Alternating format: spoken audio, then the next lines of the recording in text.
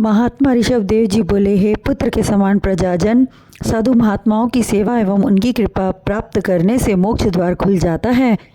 उनकी संगति से मन को शुद्धि प्राप्त होती है। संत महात्माओं का स्वभाव क्षमाशील होता है। वे किसी के दुर्वचन कहने से क्रोध नहीं करते, मन में किसी प्रकार का कपट भाव नहीं रखते। उन्हें हरि भक्तों से अत्यधिक प्रेम होता है।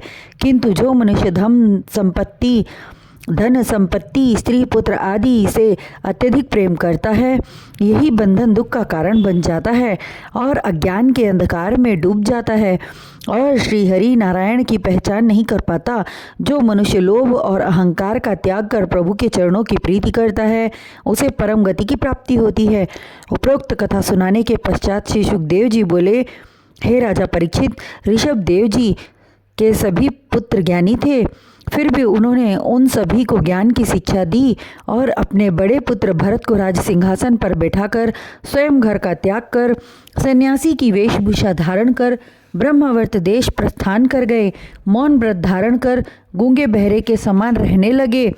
इस पर भी संसारी मनुष्य उनकी योग साधना में विघ्न डालते, यह देखकर उन्होंने अजगर वृत्ति धारण कर ली।